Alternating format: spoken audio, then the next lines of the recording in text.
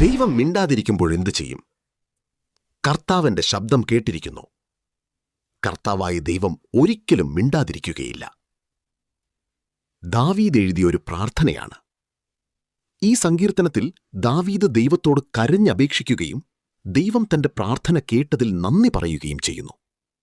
ഇതിന്റെ പ്രധാന സന്ദേശം: ദൈവം നമ്മുടെ ശക്തിയും കാവലുമാകുന്നു.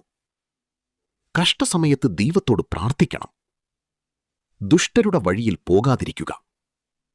ദൈവം നീതിപൂർവം പ്രവർത്തിക്കും.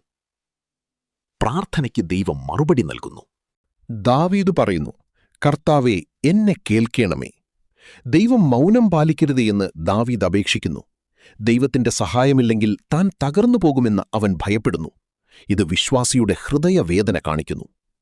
ദുഷ്ടരിൽ നിന്ന് രക്ഷിക്കണമേ. വാക്യങ്ങൾ 5-6. ദാവീദ് ദുഷ്ടരെക്കുറിച്ച് പറയുന്നു. അവർ പുറത്തു നല്ലവരായി സംസാരിക്കും, പക്ഷേ ഹൃദയത്തിൽ ദോഷം നിറഞ്ഞിരിക്കുന്നു. അതിനാൽ ദൈവം അവർക്കു നീതി വിധിക്കണമേ എന്ന് അവൻ അപേക്ഷിക്കുന്നു. ദൈവം എന്റെ ശക്തിയും പരിചയും. ഇവിടെ സങ്കീർത്തനത്തിന്റെ ഭാവം മാറുന്നു. കരച്ചിലിൽ നിന്ന് നന്ദിയിലേക്കാണ് ദാവീദ് എത്തുന്നത്. അവൻ പറയുന്നു, യഹോവ എന്റെ ബലവും എന്റെ പരിചയുമാകുന്നു. അർത്ഥം: ദൈവം നമ്മെ സംരക്ഷിക്കുന്നു. ദൈവം നമ്മെ ശക്തിപ്പെടുത്തുന്നു. ദൈവത്തിൽ വിശ്വസിക്കുന്നവർ ഭയപ്പെടേണ്ടതില്ല. ദൈവജനങ്ങൾക്ക് അനുഗ്രഹ പ്രാർത്ഥന. അവസാനത്തിൽ ദാവീദ് തന്റെ മാത്രം കാര്യമല്ല, ദൈവജനങ്ങളുടെ കാര്യവും പ്രാർത്ഥിക്കുന്നു.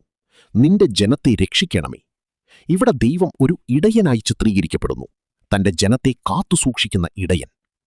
സങ്കീർത്തനം 28ന്റെ പ്രധാന സന്ദേശം: പ്രാർത്ഥനയിൽ ഉറച്ചു നിൽക്കുക. ദൈവം മൗനം പാലിക്കുന്നതുപോലെ തോന്നിയാലും അവൻ കേൾക്കുന്നു. ദൈവം വിശ്വാസികളുടെ ശക്തിയാണ്. ദൈവം നീതി നടപ്പാക്കും. അവസാനം ദൈവസ്തുതിയിലേക്കെത്തണം. പ്രധാന വചനം: യഹോവ എന്റെ ബലവും എന്റെ പരിചയുമാകുന്നു. സങ്കീർത്തനം 28:7.